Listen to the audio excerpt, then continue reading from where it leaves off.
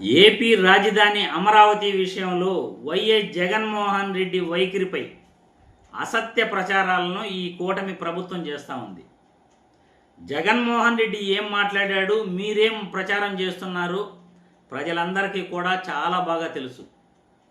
ఎందుకంటే జగన్మోహన్ రెడ్డి ఈ రోజైనా ఆ రోజైనా ఒకే వైఖరితో, స్పష్టమైన వైఖరితో ఆయన ఉన్నాడు. మీరు అమరావతి రాజధాని ప్రారంభించక ముందే జగన్మోహన్ రెడ్డి అసెంబ్లీలో ఖచ్చితంగా తన వైఖరిని ఆయన వెల్లడించడం జరిగింది. ఆ రోజు ఆయన ఏం చెప్పాడంటే, అమరావతి రాజధాని కోసం ప్రైవేటు భూములు వద్దు, గవర్నమెంట్ భూముల్లో మీరు రాజధాని కడతానంటే మేము మీకు సహకరిస్తాము అని ఆయన క్లియర్గా చెప్పారు. కానీ చంద్రబాబు నాయుడు తన యొక్క రియల్ ఎస్టేట్ వ్యాపారం కోసం అమరావతి ప్రాంతాన్ని రాజధానిగా ఎంచుకుని దాదాపు 50,000 ఎకరాలు మొదటి దశలో రైతుల దగ్గర నుండి నయాన్నో భయాన్నో సేకరించడం జరిగింది.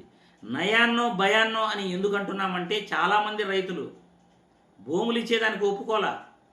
3 పంటలు పండే భూములను మేము ఎలా ఇస్తాము అని గతం టీడీపీ ప్రభుత్వంలో అధికారులతో వాళ్ళు వాగ్వాదం చేశారు.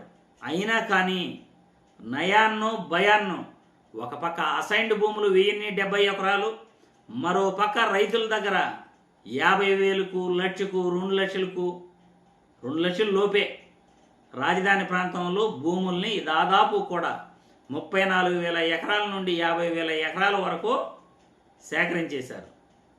ఇప్పుడు రెండో దశ భూసేకరణ ల్యాండ్ పూలింగ్ పేరుతో మళ్ళీ గన మీరు భూములు ఇవ్వకపోతే అమరావతి పంచాయతీగానే ఉండిపోతుంది, అమరావతి ఎప్పటికీ కూడా మున్సిపాలిటీ కూడా కాదు, నగరంగా ఎప్పుడూ మారదు అని అమరావతి రాజధాని రైతుల్ని భయపెట్టే ప్రయత్నం చేస్తున్నారు. ఒక పక్క అమరావతి రాజధాని రైతులు మొదటి దశలో ఇచ్చిన భూములకే దిక్కు లేదు, కానీ మళ్ళీ భూములంటే మేము ఇవ్వము, మాకు ఏదో పరిష్కారం మాకు చేయండి. మొదటి దశలో భూములు తీసుకున్నారు.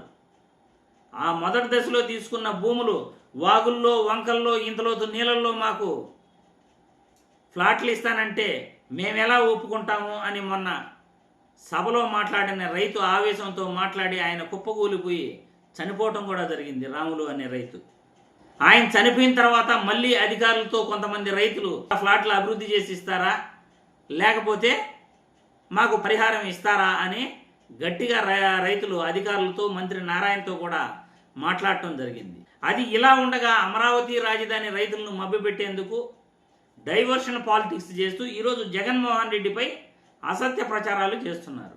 అమరావతి రాజధాని పేరు చెప్పి రైతులను మోసగించింది ఎవరు? 3 పంటలు పండే భూముల్ని 50,000 ఎకరాలు తీసుకున్నది ఎవరు?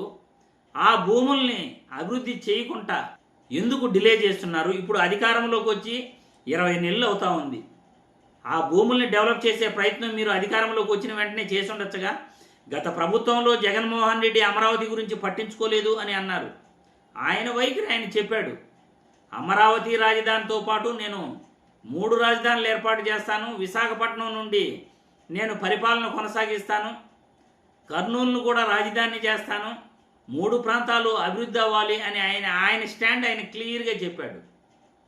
అందులో భాగంగానే అమరావతి రాజధానిలో పేదలు కూడా ఉండాలని 50,000 ఎకరాలు ఆయన పేదలకు భూములు ఇవ్వటం జరిగింది, పట్టాలు ఇవ్వటం జరిగింది.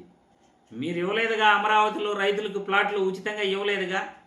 ఆయన పేద రైతులకి భూములు కూడా ఇవ్వటం జరిగింది 50,000 మందికి పేదలకు. అదేవిధంగా వెంకటేశ్వర స్వామి ఆలయం కట్టాడు, అమరావతిలో రోడ్లు వేశాడు, విద్యుత్ స్తంభాలు ఏర్పాటు చేశాడు.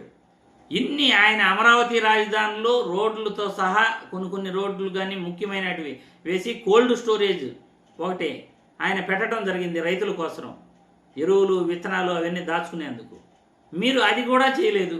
టెంపరీ బిల్డింగుల పేరుతో 1,000 కోట్లు తగిలేశారు. ఒక టెంపరీ సచివాలయానికి 1,180 కోట్లు తగిలేశారు. ఇప్పుడు మళ్ళీ పర్మనెంట్ సచివాలయం పేరుతో 4,500 కోట్లు ఖర్చు పెట్టేదానికి ఐకానిక్ టవర్స్ దగ్గర మీరు ఏదైతే పునాదులు వేశారో, పునాదులు అక్కడ ఏదైతే లేపారో అక్కడ ఇప్పుడు నీళ్లున్నాయి. ఆ నీళ్లు తోడే కార్యక్రమానికి మీరు కోట్లు ఖర్చు పెడుతున్నారు. అసలు ఆ ప్రాంతం రాజధానిగా పనికిరాదు అని కేంద్రం ఎప్పుడో చెప్పింది శివరామకృష్ణన్ కమిటీ. అయినా కానీ అదే ప్రాంతాన్ని రాజధానిగా కడతామని మీరు కంకణం కట్టుకుని స్టార్ట్ చేశారు, భూసేకరణ చేశారు. ఆ భూసేకరణ చేసిన రైతులకు ఇప్పటి వరకు న్యాయం చేయకపోగా అమరావతి రాజధానిపై జగన్మోహన్ రెడ్డిపై అసత్య ప్రచారం చేస్తారా? జగన్మోహన్ రెడ్డికి అమరావతి రాజధానికి ఏం సంబంధం ఉందయ్యా?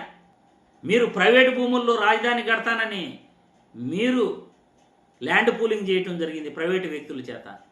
ల్యాండ్ పూలింగ్ చేసిన తర్వాత దాన్ని ఏమైనా అభివృద్ధి చేశారా అంటే నిర్లక్ష్యం చేసేశారు. భూములు కొన్నిది మీరు, మీ టీడీపీ నాయకులు, మీకు సంబంధించిన వ్యక్తులంతా ఆ యొక్క రైతుల దగ్గర కొన్న భూముల్లో 5-6 వేల ఎకరాలు మీరే పెట్టుకున్నారు. అందులో ఇన్నర్ రింగ్ రోడ్ అన్నారు, లేకపోతే అక్కడే మీ ప్రాంతం, మీ భూముల్లో జగన్మోహన్ రెడ్డి వచ్చి అభివృద్ధి చేయాలా? రైతుల దగ్గర మీరు భూములు కొనేసి మీరు కొన్న భూములను చేసి జగన్మోహన్ రెడ్డి అభివృద్ధి చేయాలా? అలా అభివృద్ధి చేయకపోతే ఆయన పైన అసత్య ప్రచారం చేస్తారా? జగన్మోహన్ రెడ్డి మీరు కొన్న భూముల్లో అభివృద్ధి చేస్తే మీకు లాభం ఉంటుంది, అక్కడికి రైతులకు ఎవరికైనా లాభం ఉంటుందా? మీ ఆస్తుల విలువ పెంచుకోవచ్చు, అట్లు రైతుల్ని మోసం చేయొచ్చు, జగన్మోహన్ రెడ్డిపై అసత్య ప్రచారం చేస్తారు. ఇది ఎక్కడ న్యాయం అయ్యా? ఇది ఎక్కడ న్యాయము? ప్రజలే జగన్మోహన్ రెడ్డిపై కూటమి నాయకులు చేస్తున్న అసత్య ప్రచారాన్ని మీ అభిప్రాయాలు తెలియజేయాల్సిందిగా వీడియో ద్వారా కోరుతున్నాను. జై హింద్.